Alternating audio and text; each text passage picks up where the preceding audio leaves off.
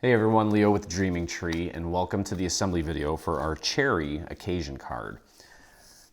And I've got everything here in front of me. Let's just dive right in.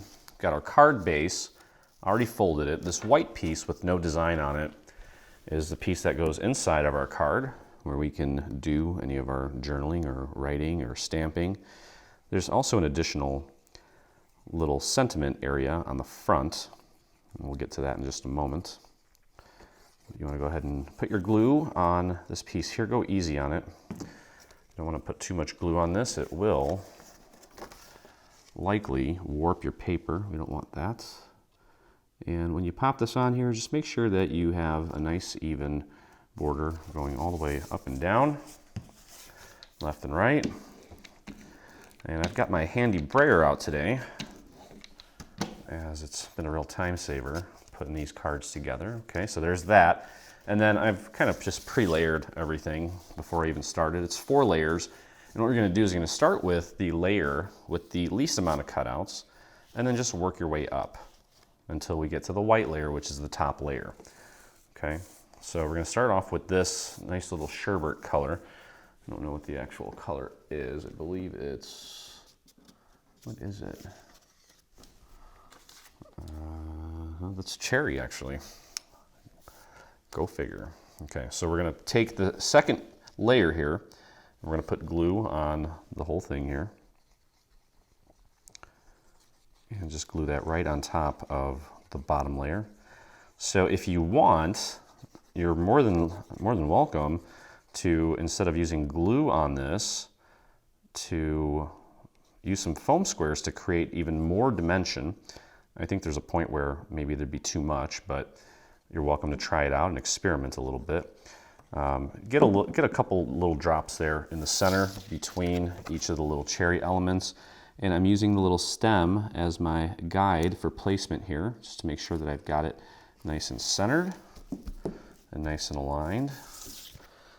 It's actually a tiny bit off, but no one's going to notice. You can kind of compensate with the next layer. Okay, so grab the next layer. It's a lighter green here. I believe this is, it's a leaf color, I think. AC leaf.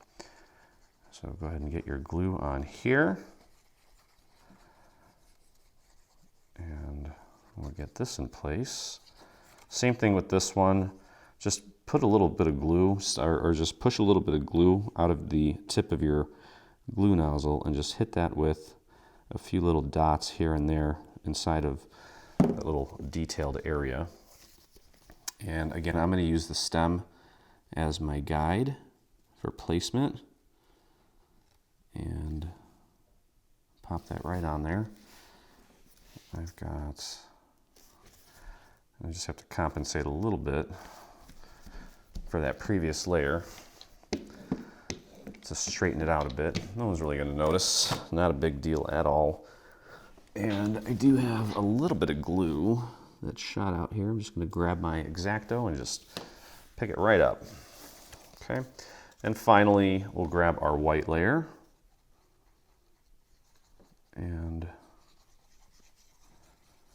get some glue on this guy. And again, same thing. We've got even more details. This is the most detailed cutout. So again, just push a little bit of glue out to the tip of your nozzle and just hit it with some little dots here and there. You don't need to get glue on every single little inch of this. Just a few dots here and there will do. Okay, and again, I'm going to use the stem as my guide. And that is really going to add some beautiful contrast and make this thing come alive. And there it is. Okay, there we go. Press that down. If you have a handy brayer, definitely put it to use. Okay, and then we have this little piece. This is for our sentiment. I'm going to take the white piece in my case, and we're going to glue that to our gold piece. And that's going to go right up here. You can kind of see the outline of the square area. So we're going to line that up nice and flush with the top there. Okay, now since I'm gluing this onto foil, I'm actually going to let this sit for a minute before I try to adhere it to the front of the card. We'll leave that off to the side for a second. Now at this point, we're ready to use our foam squares to add some dimension to this. And I've already done a few of these.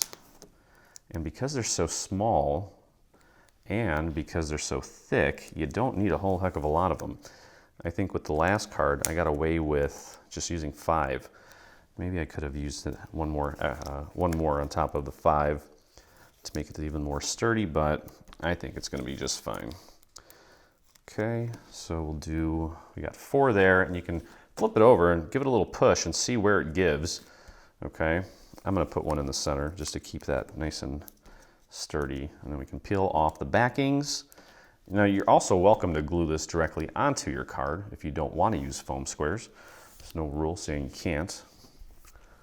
Okay, and we'll grab this guy and just gonna glue that on, or place that on. It's already got the adhesive on there. Get that nice and straight so that you have an even border on all the sides.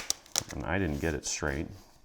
It may help to actually open it up and do it like this so that you can get a better visual on whether it is centered or not.